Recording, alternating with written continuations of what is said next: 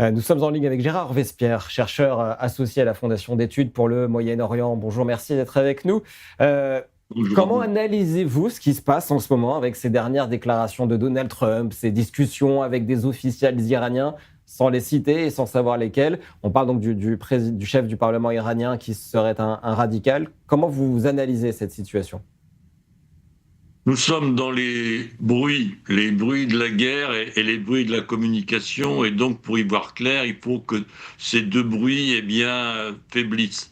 À l'évidence, la stratégie de communication de Donald Trump est une stratégie de brouillard. Donc tout le monde peut comprendre ce qu'il souhaite dans le futur de l'opération en cours, soit un chemin vers la paix, soit un chemin vers le renversement de régime. Et sur le plan militaire, vous avez exactement les deux mêmes ouvertures. Eh bien, un conflit qui va s'arrêter, ou bien de nouveaux bombardements avec des forces de Marines arrivent du Pacifique. Donc, pour le moment, il est vraiment important de se concentrer sur les objectifs de cette puissante armada, plus de 500 chasseurs bombardiers, 3 semaines d'action entre les deux plus grandes armées expérimentées de l'air, l'armée israélienne et l'armée américaine contre l'Iran. On ne peut pas imaginer autre chose qu'un changement de régime à terme, pas pour demain matin,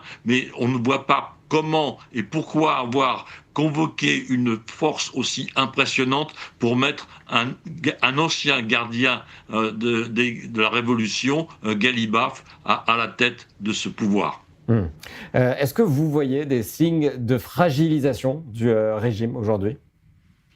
Bien écoutez, je pense qu'à partir du moment où il y a plus de 7 000, plus de 8 000 objectifs qui ont été atteints par les deux armées de l'air israéliennes et américaines, il y a à l'évidence un effondrement, je dirais, humain déjà. Et vous avez forcément des regards qui se tournent en disant mais qui a pu renseigner le Mossad, qui a pu renseigner Israël sur l'ensemble des événements et des fuites qui se sont passées. Donc il y a un affaiblissement psychologique, il y a un affaiblissement matériel. On ne peut pas imaginer que les centres de commandement qui ont été détruits ne soient pas sans de conséquences sur la chaîne de commandement. Et puis il y a donc les ressources, moins d'exportation de brut iranien, et bien c'est aussi moins d'argent pour le trésor et le budget du pays. Hmm.